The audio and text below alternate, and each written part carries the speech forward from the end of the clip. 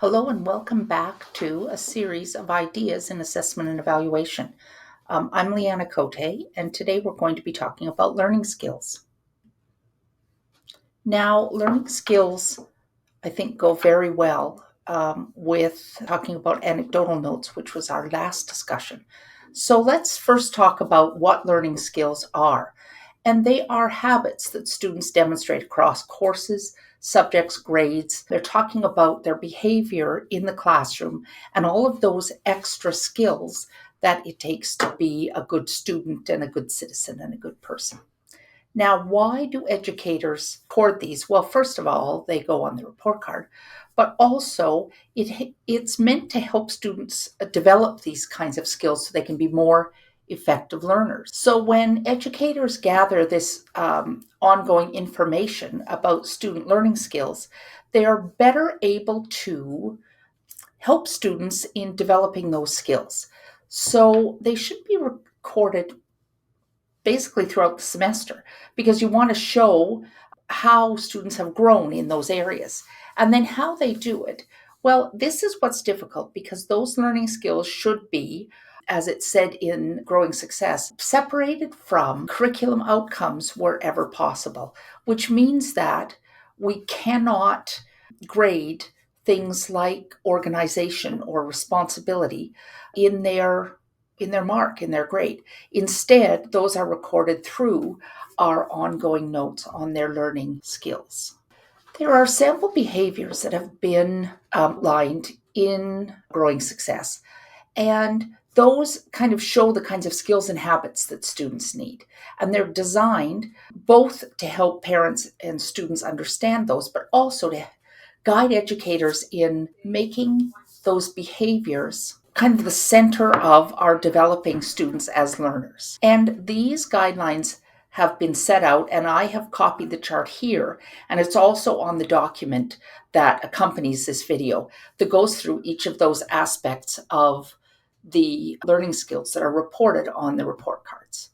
And then also, it's important to take a look at how those go along with our Catholic expectations. And so if you take a look at the Eastern Ontario Catholic Curriculum Cooperative, that you'll see that they kind of loosely gather those skills up to talk about where they fall in a Catholic perspective. So responsibility is part of God's call to the common good. And then organization, independent work, collaboration, initiative are all of those processes to achieve God's vision for each individual student. And then self-regulation is a personal and reflective practice of self-assessment. In English, we also call that metacognition. So what do these skills look like? It's important that both the educator and the student know what these skills look like so that they can learn to develop those skills. And I think that it's very useful to talk to students about what those skills are and even communicate that to parents so that students know what it is that you are assessing when you're doing the learning skills. I've created a couple of documents that might be helpful, and those documents talk about first learning skills for students overall. So what does a responsible learner look like, and what does a collaborative learner look like? And I've also created checklists for students so students can do some self-assessment as well. Now, this is not something that you would have students fill out the day before you did their report cards and then you would grade them or level them based on that. It's more that they know what they are about, and also that you can then have discussions about improving those learning skills. So those documents are shareable. They are linked in the accompanying document for this discussion, and I'm also more than happy to share them with you individually. And then also, it's important if you happen to be teaching in a virtual learning environment that those skills, those learning skills, are demonstrated in somewhat different ways. And so I've put together a grouping of what these learning skills might look like in a virtual learning environment like D2L, but also Google Classroom. And again, those are available to you through links in the accompanying document or by contacting me. So you'll see, if you've watched the last video on anecdotal notes, that the ways of gathering this evidence are very similar. that anecdotal notes are really a very good example of how you might record learning skills. So again, you need to think about, do you want all the students on one page so that you have like responsibility, or you have specific tasks and all of the students' names are there? Or do you want a separate page for each student that records some of the instances that you've witnessed of them using their learning skills? Which learning skills are you wanting to target in the way that you're assessing or gathering these evidence for assessment? Do you want more than one learning skill on each page? Will you use a coding or a color system to make it quick and convenient for you? Would you rather use longer written notes? Would you use paper or sticky notes, Google Forms? You could also do audio and video recordings that you can refer to later as evidence of their learning skill development. Now, paper does have an advantage because it's quite quick. It's immediate and it's easy to do. You can jot notes down on a piece of paper. And here are some of the ways that that might look. So you might use sticky notes and have a page that has all of the learning goals on them. And then as you record students throughout the semester, you can do a different sheet for each task or each group of tasks. So it could be group work, and it could be them working on their own, and it could be records of them handing in assignments on time, and it could be notes that you gathered about their engagement in class. All of those fall into learning skills.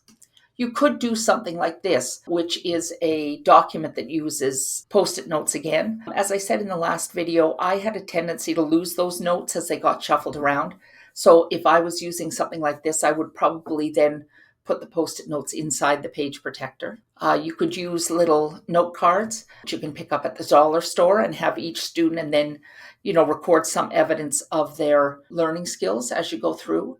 You could use charts based on a certain learning goal or learning skill and a task. This one is something for group work. You could use different colors to show how they were progressing. You could make notes. You could use different color ink. You could just write other notes. You could use dots. You could use emojis like smiley faces. You could also easily record these using the seating plan from Markbook. You can also record notes in Markbook about students. And digital notes have a permanence to them, and they're also well organized. So if you have a situation where you have a student who perhaps is doing very well in their grades, in their curriculum mastery, but has very poor learning skills, we've all seen those students. Or the other way around, students who have great learning skills, but perhaps their achievement in the class, especially at midterm, isn't where they would like it to be. You might want to record some notes so that you can support your assessment. And digital notes are nice and organized and easy to share. What I did and have done for years is use a Google Form, where after I take some notes in class, I will go back to a Google Form and add some details. And I'm not sure that I've ever needed to refer to them outside of me doing my own report cards, but it's nice to have that spreadsheet in case you ever want to support your own assessment, and also to kind of track how students are doing so that you can work on those learning skills. So it's not important what method you use. It's just important that you know which learning skill that you are assessing and that you have some evidence of how those learning skills have developed. There are resources that are linked to this presentation. I'm happy to share them with you. There's also this QR code, which you can scan to get to the supporting document that also has copies of this and has all the links available. And I'm happy to share any of these with you if you would find they're useful. If you have any further questions as well, you can email me at leanna_cote@wecdsb. And here are references just in case you want to dig a little deeper into learning skills. So thank you very much. I hope you found this helpful, and I'll see you in the next workshop.